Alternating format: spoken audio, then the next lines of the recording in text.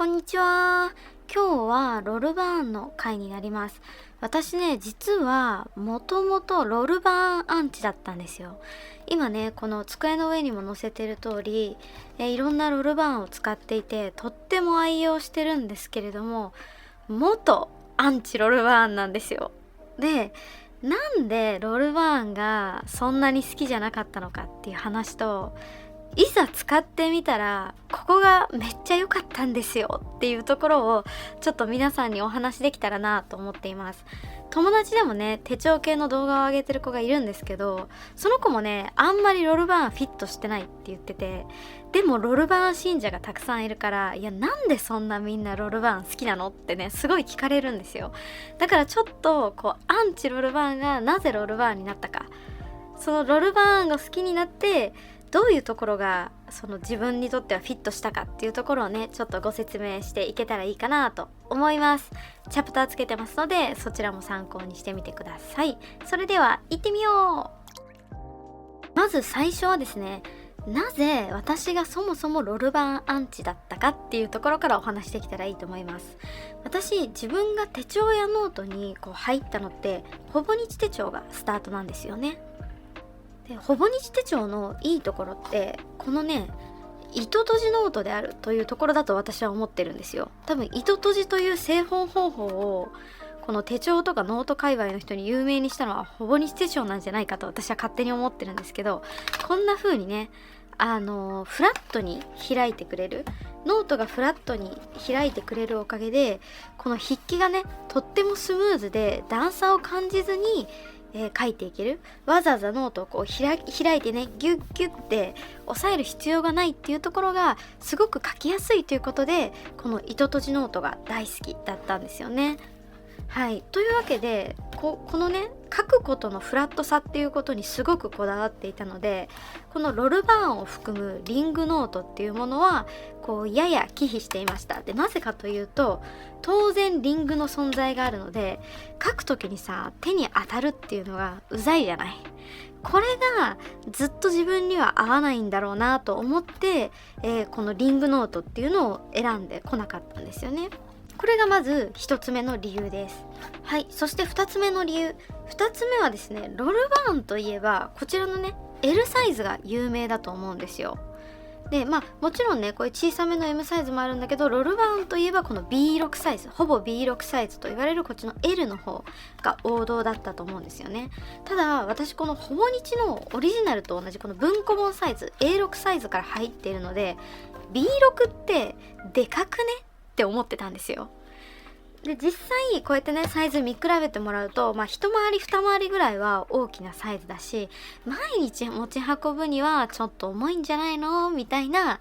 そういう気持ちがあったんですよ。私って自分自身こう何度も動画で言ってると思うんですけど、いろんなものをこう分けて管理するの得意じゃないタイプで、そんなに分冊向かないタイプで、持ち歩きの一冊を基本的には全てのメインにして運用していきたいって思う方なので、持ち歩くことを考えると A6 より大きいサイズになるとちょっと厳しいんじゃないのっていうこう印象を持ってました。これが2つ目の理由。ただロルバーンってもう本当に可愛い表紙のデザインあるじゃないですか。それがね、可愛くて、常に横目でチラッと見ては、あの表紙可愛いな、でもリングノートだしなっていうのをこうずっと繰り返してきてたっていうわけなんですよ。で、それ以外にもいくつかね、気になっていたポイントがあります。まずね、この切り取り線ついてると思います。ロルバーンってこっちの方がいいな。ロルバーンはここにね、切り取り線が入っていることで、こう好きな部分でカットできるみたいな、このね、メモとしてお渡しできるみたいな、そういうこう利便性も一応謳われてたりすると思うんですけど、この切り取り線のこともなんかそんなにこう価値を感じてなかった。どちらかというとマイナスな意味で見ていた部分が大きいかなと思います。っていうのも、私自身こうノートを使いたい時ってばらけずに管理したいっていうところがあるので、なんかちぎれちゃったら困るじゃんっていう感覚があるんですよ。で、なんか自分がこれを外したくないと思っているのに、なんかここのさ切り取り線のところで弱くなっていつの間にかちぎれちゃったりしたらすっごい困るでしょっていう感覚もあったし、あとはリングノートだからここ引きちぎろうと思ったらいつでも引きちぎれるじゃないですか。なのにわざわざ切り取り線をつける意味って何みたいな。でそういう感覚を結構持ってました。はい、それ以外にもここでね紙が黄色すぎるっていうところね、この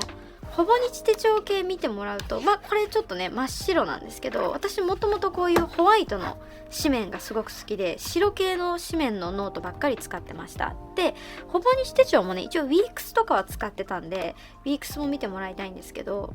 ウィークスも一応クリームではあるんですが、このさロルバーンと比べるとさ紙の黄色さが全然違うじゃない。ほぼ日はクリームなんだけどロルバーンに至ってはもはやクリームとかじゃなくて黄色じゃないみたいな。でこの髪が黄色いのもややこう苦手意識を持っている部分っていう感じでしたね。はい、そしてそれからここですね、このハトメの部分、ゴムバンドがついていることによってここにハトメがね存在していると思うんですけど、これがね書くときにデコボコするんじゃないのって思ってました。そうとにかく私はもともとこの糸とじノートのフラットな開き感とか筆記感っていうのがすごく好きだったので、この何やらガタつきをこう感じそうだぞと思うものに対しては全てちょっとマイナスイメージみたいな感じで持ってたんですよね。そしてその多分ガタつきを抑えるためなのか、あるいはこのゴムバンドをねつけるためなのか、ロルバーンってこう表紙も裏表紙もね厚紙になってると思うんですよ。なってるんですけど、これのことも別に私デスクワークだし立って書いたりすることってほとんどないので、この厚紙の価値っていうのをほとんど感じないというか、私にとって別にこれはプラスでもマイナスでもないただの0ポイントでしかないなみたいな、そういう感覚でロールバーンのことを見ていました。今ね糸とじノート好きだって思ってこう使われてる方にはなんとなくわかるって思ってもらえるようなポイントなんじゃないかなと思います。私がねそもそもロールバーンが苦手というかマイナスイメージ、私には向かないんだろうなというマイナスイメージを持っていたポイントっていうのはこの部分になります。はい、では続いてですね、使って初めてこんな感じなんだってね分かってどんどんそのマイナスイメージがプラスイメージに変わっていった部分っていうのを、ご説明させていただきたいなと思います。私今ロールバーンの動画結構上げてるのでロールバーンが気に入ってるんだろうなっていうことはもう皆さんに伝わってると思うんですけど、じゃあそもそもその嫌だなって思ってたマイナスイメージの部分がどういう風にプラスに変わったかっていうのを最初にご説明したいと思いますね。でまずこのリングの部分が気になるっていう話ですよね。これに関してはプラスに変わった部分とやっぱりそうだったなって思うところがあります。一つは、ロールバーン L の方ですね。 L の場合はですねリング意外と気にならないって私は思いました。これもね多分今糸とじ好きな人にとってはいやもう絶対気になるっていう人もいると思うんですけど、私は意外と大丈夫だったっていうところです。結構慣れの世界なのかもしれないなと今は思っています。こうやって書いてる時に特に L サイズの方はそんなに気にならない。多少もちろんここに段差は発生するんだけど、別にほぼ日手帳とかでもこの後ろとかにさシールいっぱい貼ったりしてると全然このデコボコするんだよね。ここでは当たらないけどこっちの下がデコボコするっていうかさ、そういうデコボコ感とかもあったりするので、それを許容できるのと同じ感覚でここのリングの存在は許容できるなというふうに私は個人的には思いました。ただ一方で M サイズの方ですね、M サイズの方はやっぱ気になるなって思います。 M サイズの方はねこの横幅が狭いじゃないですか、 L と比べるとね、この髪の長さが。その分余計にこの一瞬描いただけでこの段差に到達する感じ、これがややだるいなと思っています。もちろんね折り返して描いたら意外と気にならないっっていう感じではあるんですけど、ロルバーン L よりもロルバーン M の方が段差感は気になるなと個人的には思っているし、とはいえ両方ともこうやって折り返して書きさえすれば別にそんなにめちゃめちゃ気になるっていうほどではないかなという感覚です。例えばこのほぼ日のねフラットな A6 のノートでもそうだと思うんですけど、こっち側のページ書いてるとどうしてもここに段差は存在するじゃないですか。この段差感と同じ感覚でこの折り返すことによってリング部分の段差は気にならなくなるというか、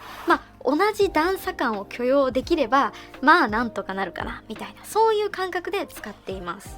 はい、そしてもう一つ気になっていたことに挙げたこの切り取り線ですね。なんか使ってるうちにそのうち弱くなってここ切れちゃうんじゃないのみたいなことを思ってたんですけど、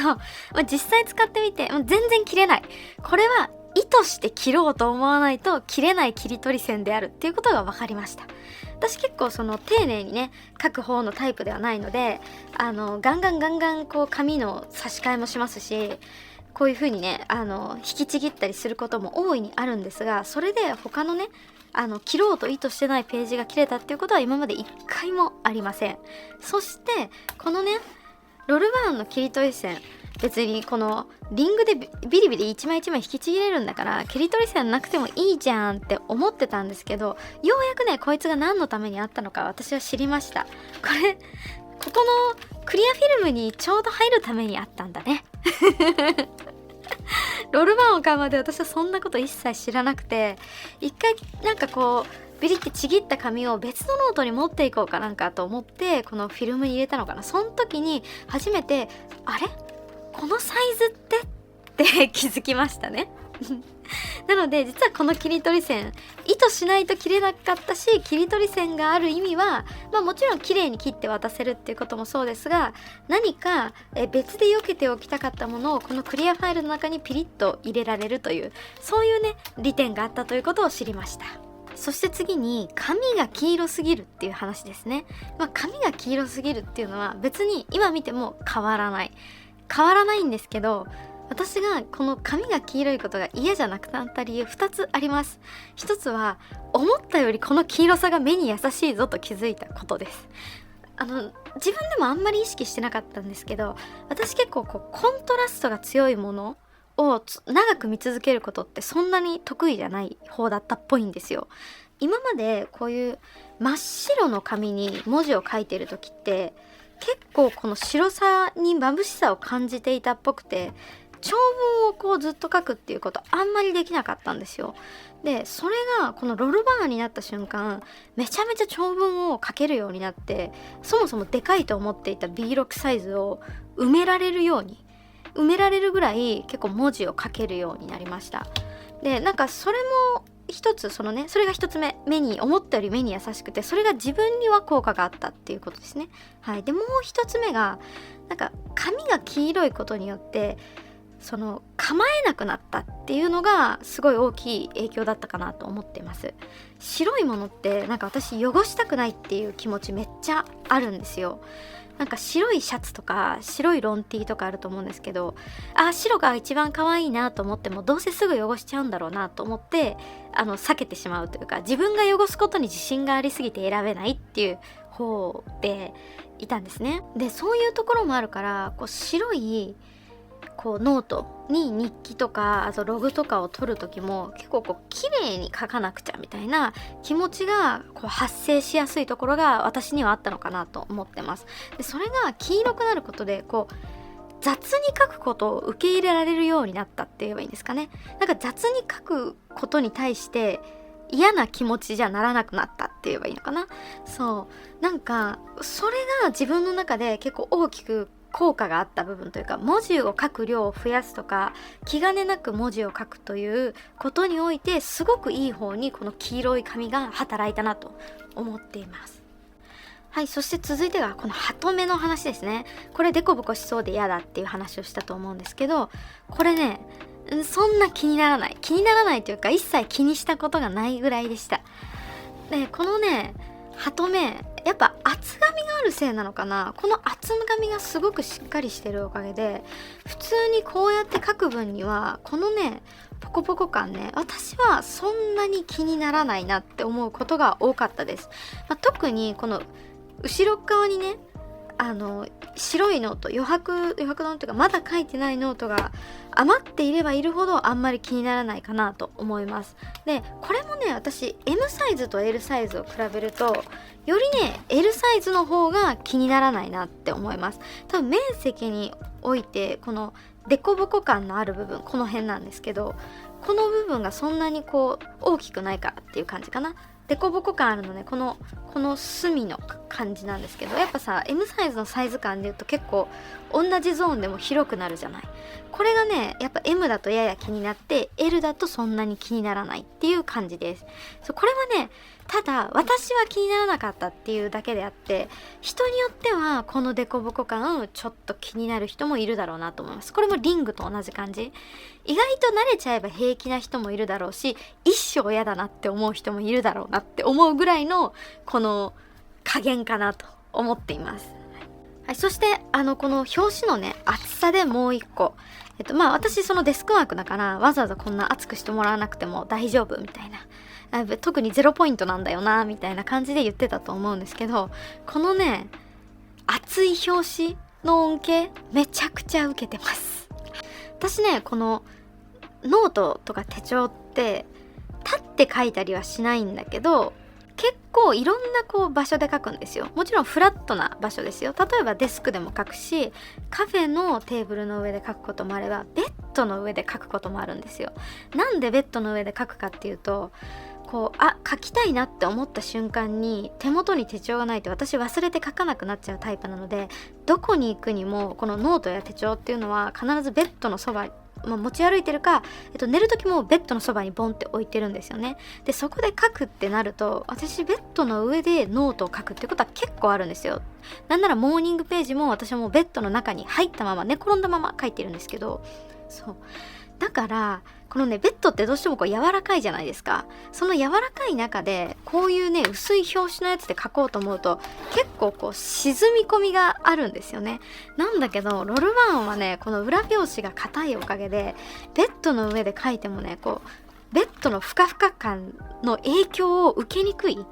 それによってもうめちゃめちゃもうここ書きにくいから書かなくていいやっていう風にはならずに、その場で文字を書けている。それがねめちゃめちゃ良かった。めちゃめちゃこの厚紙表紙の恩恵を受けています。はい、これがねすごく良かったって思ってます。はい、ここまでが私が実際に使ってみてもともとマイナスイメージで思ってたところ、意外と大丈夫だったなっていうところになります。はい、で使ってみて初めて知った良さっていうのもいくつかあるので、それもご紹介したいと思います。まず一つ目ね、この折り返せるということ、これ便利すぎるって思いました。なぜかというと糸閉じノートってあんまり折り返すことには適してないじゃないですか。こうやって書くことね。もちろんフラットに開くものだからこうやって折り返したって書けることは書けるんですけど、このさ上付きふわ付きこれがあるじゃないですか。結局これを押さえながら書かなきゃいけないって思うと結構書きにくくって、糸閉じノートはこうやってフラットなまま書くっていう感じになりますよね。でもリングノートって当然折り返せるようにできてるから、ここのまますごくフラットで書けるっていう良さがあるなと思ったんですよ。でなんで折り返せることが大事なのかっていうと、私デスクワークなので常にここにねノートパソコンを開いて手帳を広げる、ノートを広げるっていう状態になるんですよ。そうすると意外とデスクのスペースっていっぱいになっちゃうじゃないですか。今ね紙の資料を減らそうみたいな話もあって紙資料減ってきてますけど、それでも紙でもらう資料がたまに出てきたりとかで、パソコンがここにあってここにノートもあって、マウスも置いてあったり、あと人によってはここにキーボードがバーンと置いてあったりしますよね。意外とデスクのスペースって狭くて、そういう時に折り返せるとめちゃくちゃ小スペースで使えるんですよね。それがねすごい良かった。使うまで知らなかった。それがこう便利だっていうことにめちゃくちゃ取り回しがいいなって思いました。でもともとねその B6 のサイズでかすぎじゃんって言ってたと思うんですけど、冷静に考えると A6 ってさ、こうやって開いたまま使おうと思うと実質英語じゃん。占有範囲は実質英語なんですよ。でも B6 とリングノートだったら折り返しても B6 の幅しか使わないじゃないですか。でこうやって比べると全然 B6 のノートの方が一回り小さいじゃんっていうねことに気づきました。意外と B6 のノートそんなにでかくないと。折り返せることによってこのでかさを全て吸収してる。いやむしろこの A6 がそもそもでかかったんじゃないかと思い始めるぐらい結構ね衝撃だった。これのことに気づいてなかったです。これはもちろん会社でねここにパソコンがあって使えますっていう人にもいいと思うんですけど、家で使われる方でも結構いいだろうなと思ってます。なんでかっていうとテーブル散らかりやすい人にとっては小スペースでノートを広げられることってすごく大事だと思うから。私はこう出したものをねすぐに片付けないタイプっていう感じなんですけど、そうなると机の上はだいたい散らかってるわけです。そんな中で今これ書きたいって言った時にここを片付けてからスタートなんてやる気起きないじゃないですか。とりあえずさっとガサッと避けてこうやって書き始められるっていうね、そういう良さもこの折り返せることによって発生してる。折り返しできることによって小スペースで、ノートを書くことができるっていうのもすごくいいところだなと気づけました。はい、それから2つ目ですね。使ってみて分かったことの2つ目、このリムーバーでリングを外して付け替えることによるこのカスタマイズ性の高さ、その便利さっていうところですね。多分私このロルバーンをリングをね外して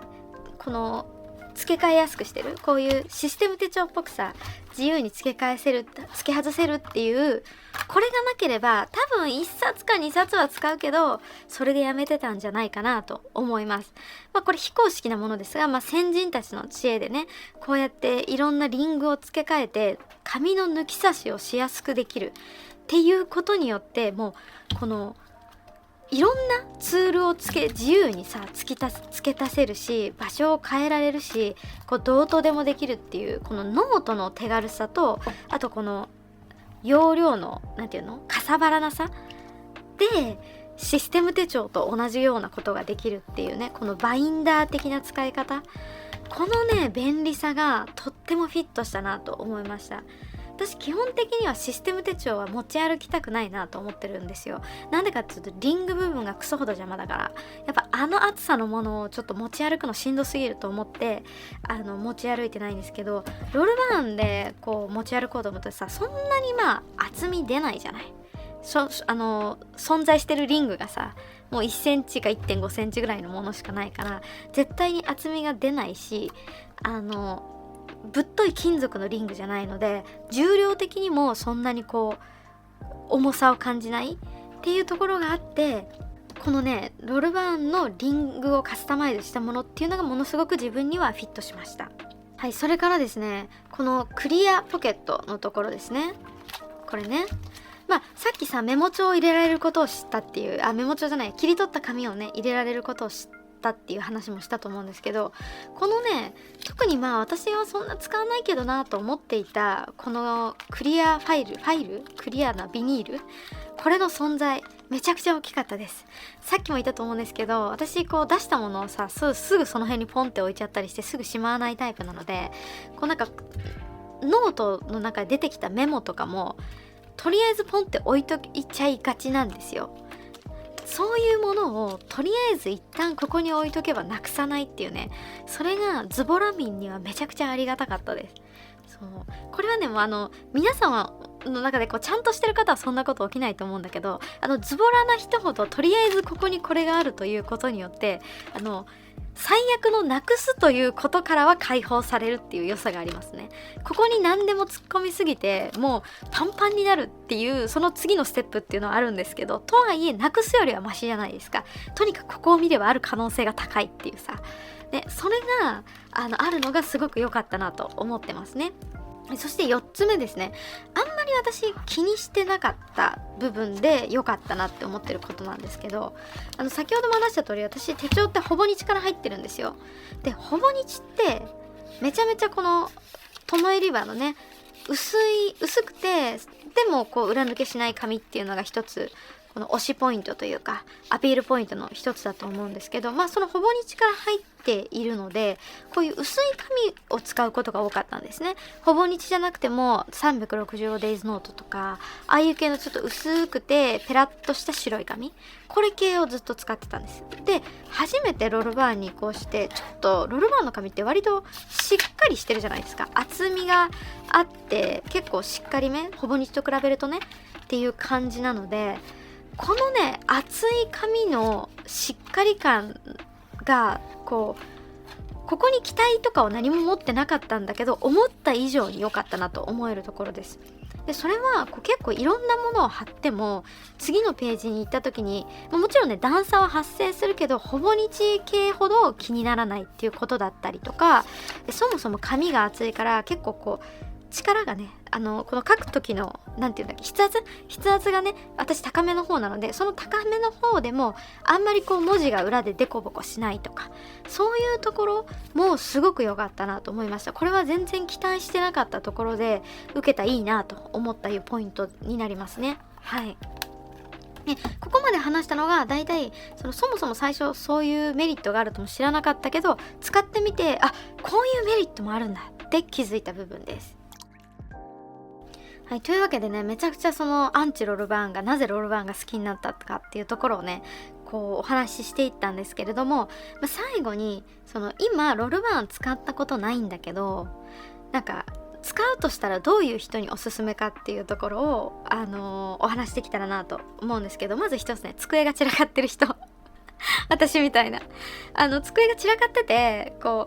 すぐにでかいノートを広げられない人って人はこの折り返せるのでこの折り返せる小スペース差っていうのを活用できるんじゃないかなと思います。でこういう机が散らかってる人とかあとは置いたものすぐにしまえない系の人ねでなくしちゃうみたいなパターンの人はこのクリアフィルムめっちゃ生きると思いますはいとかあとは構えすぎてなかなか文字をたくさん書けないとか手帳が続かないみたいな人ですね。でこれさっきお話しした中でも言ったと思うんですけど白ってやっぱちょっと汚しちゃいけないなっていう感覚になってしまう系の人、ハードルがすごく上がってしまう、綺麗に書かなきゃっていうハードルをすごく持ってしまって書くことに構えすぎてしまう人におすすめしたいなと思ってます。本当に雑に書いていいんだってみんな言うじゃないですか。ロルバーン雑に書いても受け止めてくれるってまさにこういうことなんだなって私は実感してます。もう雑に書くこと書いても様になるし、それが逆にロルバーンを愛用してる感が出る良さみたいなさ、トラベラーズノート汚ければ汚いほどいい理論とやや似てるかなって個人的には思っています。雑に使えば使うほどロルバーンを活用できてるっていうね気持ちにさしてくれる、そういう良さがあるノートだなと個人的には思っています。もちろんね綺麗に作られた完成度の高いロールバーンもすごく素敵だなと思うんだけど、私はね結構雑に使っていけるのがこのロールバーンの好きなところっていう感じですね。で逆にちょっとこういう人にはおすすめしないかもみたいなのも挙げておきます。それはやっぱこのねリングノートマジでこの段差気になる系の人はちょっとそこにめちゃめちゃ神経質で見ていますっていう方に関してはやっぱ使ってみてもちょっと厳しいのかもなとは思います。もちろん私は思ってたほど気にならなかったっていうタイプだけど、段差自体はやっぱねどうしてもあることは変わらないから存在していることは変わらないのでそこが気になる人にはやっぱり向かないかなとは思います。ただこっちね縦書きじゃなくて横向きに使うっていうのであればあんまりこのリングの存在気にしなくて済むのかなとは思います。でこういう人にはちょっと難しいかもなと思う2つ目ですね。2つ目はこのデコを結構する人っていうとこです。でロルバーンが全然デコに向いてないよっていうことではなくてデコをする人によってはこの黄色い紙の黄色さが気になっちゃう可能性は結構あるなと思っています。というのもデコ用の素材って結構マステとかさ半透明系のものが多かったりとか、あるいはシールとかで背景が白いものってあるじゃないですか。ちょっと具体的にね見本を見せるとこういう感じでイラストとかの周りが白くなってるタイプのシールですね。こういうのって結構黄色い紙に貼るとめちゃくちゃさこの浮き上がって見れるというかすごく印象が強くなるっていう感じが私は感じてるんですよね。でそれもあるし